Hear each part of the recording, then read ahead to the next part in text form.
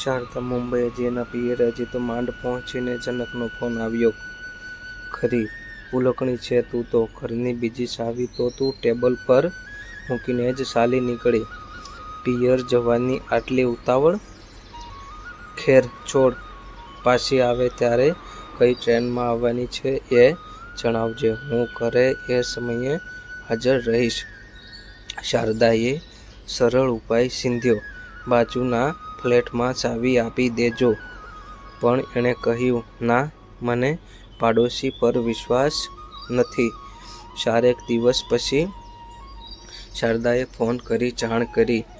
આજે રાત્રે 8 વાગ્યે હું ઘરે આવી જઈશ. એ આવે તે પહેલાં જનકે અસ્તવ્યસ્ત ઘર વ્યવસ્થિત કરવાનો પૂરો પ્રયત્ન કર્યો. પોતાનાને શારદાના ધોવાઈ ગયેલા કપડાં આવડે તેવી ગડીવાળી વોર્ડરોબમાં મૂકી દીધા.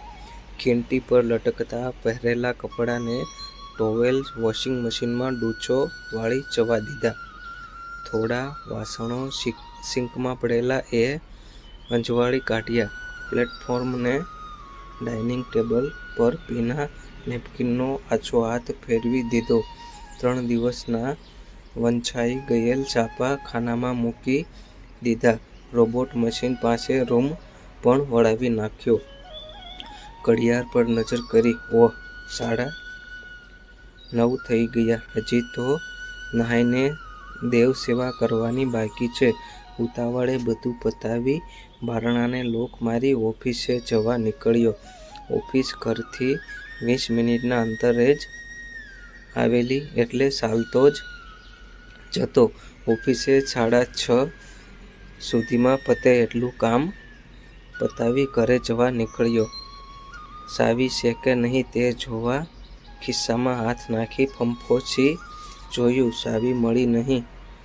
પાછો ઓફિસે ગયો. દાદર પર જોતા જોતા ઉપર ગયો. ઓફિસ ખોલી ટેબલના ખાના ફંફોસી જોયા. ઓફિસની ફર્શ પર જોઈ વળ્યો પણ ચાવી ન મળી તે ન જ મળી.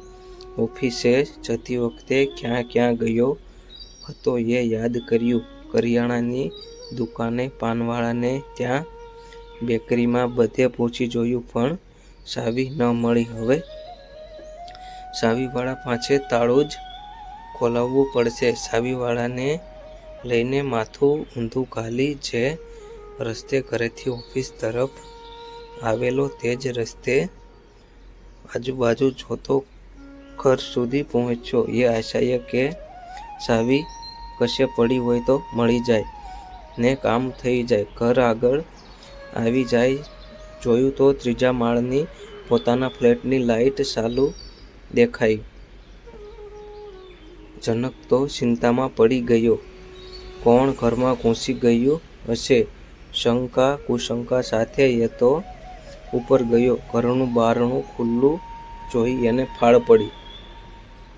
બારણામાંથી અંદર નજર નાખી જોયું તો સોફા પર શારદા આરામ ફરમાવી રહી હતી. એણે સોફા પરથી ફરમાવ્યું, પધારો ઘરમાં.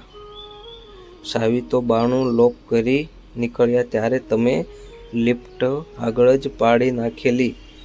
એ તો સારું કે બાજુવાળા મંજુલા માસીને એ ચાવી જડી તે એમણે સાચવીને રાખી.